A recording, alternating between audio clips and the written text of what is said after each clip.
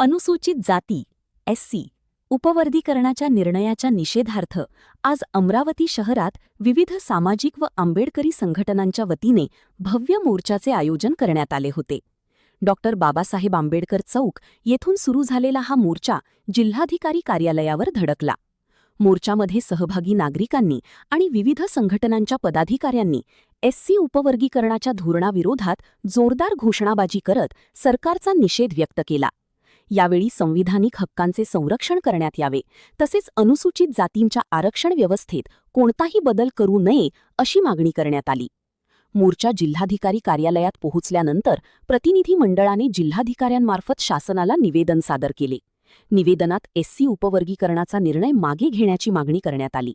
तसेच सामाजिक न्याय आणि संविधानाने दिलेल्या अधिकारांचे रक्षण करण्यासाठी शासनाने सकारात्मक भूमिका घ्यावी असे नमूद करण्यात आले. या मोर्चात विविध सामाजिक, आंबेडकरी व विद्यार्थी संघटनांचे पदाधिकारी, कार्यकर्ते आणि नागरिक मोठ्या संख्येने सहभागी झाले होते. मोर्चादरम्यान कायदा व सुव्यवस्था अबाधित राहावी यासाठी पोलीस प्रशासनाकडून चोख बंदोबस्त ठेवण्यात आला.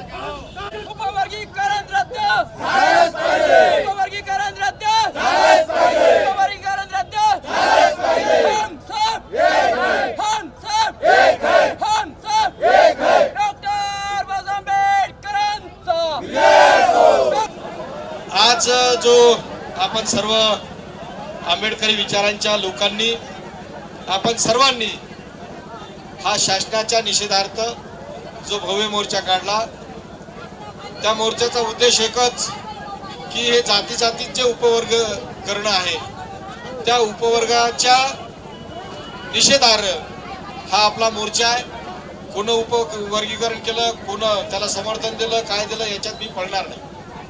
पण आपला एक कर्तव्याचा भाग म्हणून आपण आज हा मोर्चा आयोजित केलेला आहे. आताच सुनील भाऊंनी सांगितलं,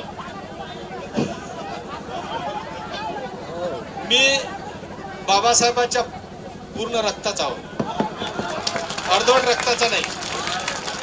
त्याच्यामुळे माझे दायित्व म्हणून ज्या ज्या आयुधाचा वापर करता येईल त्या आयुधाचा वापर करून तो मुद्दा मांडला जाईल. मागच्या तुमच्या लक्षात असेल तर बोधगया बुद्ध विहाराच्या मुक्तीसाठी मी सुद्धा प्रश्न मांडला होता. तुम्हाला एकच विनंती सांगतो, एकच फक्त तुम्हाला स्पष्ट करून सांगतो की संसदेत 500च्या वर सभासद असतात आणि फक्त बोलण्याची संधी 20 जणांना असते.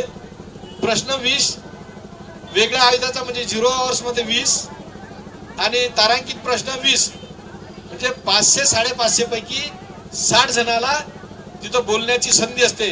आणि ती सभागृह जर बंद पडला तर एकाही सदस्याला बोलण्याची संधी भेटत नाही. तरी ज्या पद्धतीनं मला आयुधाचा वापर करता येईल त्या पद्धतीनं आयुधाचा वापर करून शासनाचा तर निषेध करेलच, पण आपल्यातलं हे वर्गीकरण कसं रद्द होईल यासाठी सुद्धा प्रयत्न केला जाईल. तुमची ताकद माझ्यासोबत आहे, तुमचा आशीर्वाद माझ्यासोबत आहे, म्हणून मला भिण्याची काही गरज नाही आणि माझा इथं गुडघा झाडण्याची गरज पडणार नाही. कारण मी तुमच्या आशीर्वादानं मी सक्षम आहे आणि माझे प्रश्न पाहिले असतील तर तुमचे बाबासाहेबांच्या विचाराचे सगळे प्रश्न तिथं असतात.